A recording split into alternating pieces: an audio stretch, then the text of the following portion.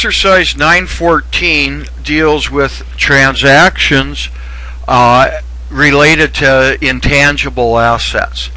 Now, an intangible asset, remember, is as we classify it in accounting, is an asset that has a relatively long life that's used in our business operations but lacks physical substance. So notice two of its characteristics are similar to property, plant, and equipment. The difference is you can stub your toe on a machine or a building, you can't stub your toe on a patent.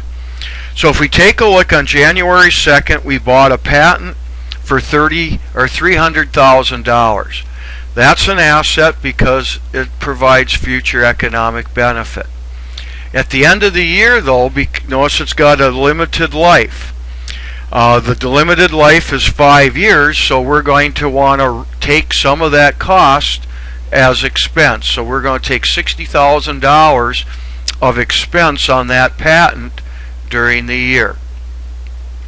Notice that will leave a patent at the end of the year with a balance of $240,000.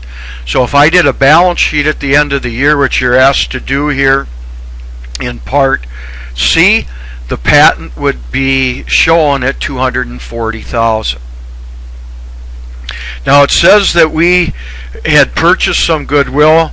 By the way, the only way that you can purchase goodwill is by buying an entire existing business. So you just can't go up to somebody on the street and say, hey buddy, do you want to sell me some goodwill? Goodwill is something that's related to superior earning power of a business, and you can only acquire that if you buy the entire business.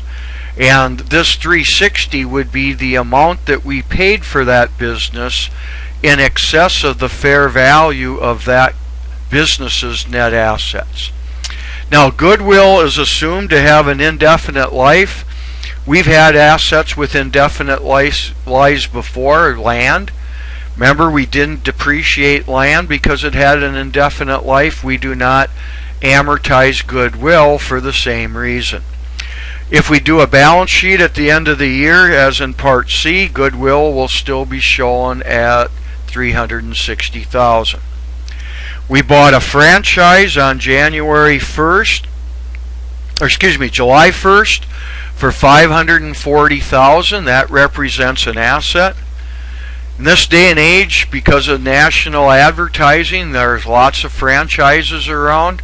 McDonald's, Burger King, the car dealers, steel chainsaws. There's all kinds of businesses that start out and then end up selling franchises to local owners.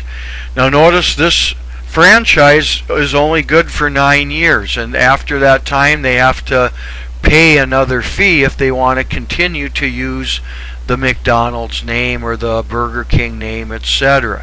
So we have to write this thing off. In other words, we have to expense it over the 9-year period, and we call that amortizing.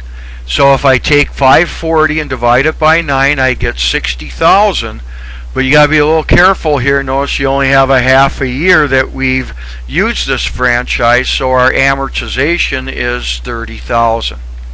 On the balance sheet at the end of the year, this franchise will be shown at $510,000. Notice over here I'd have journal entries where I'd be debiting those assets and crediting cash. I think we'll skip that. The last one is R&D.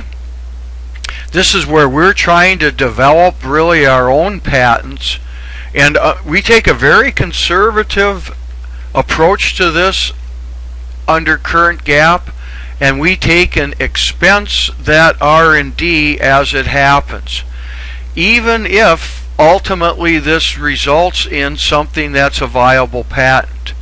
Now the reason we do this is that a lot of R&D leads to dead ends, some R&D leads to something viable, and at the time you incur it, it's very hard to tell which of the two things is going to happen.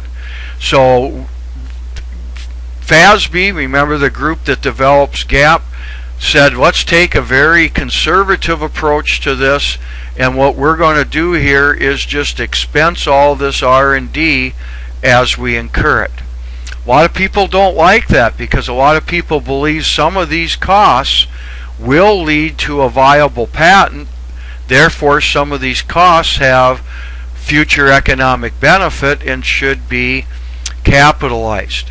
The other side argues, well, that may be true, but how do you divide up the 185?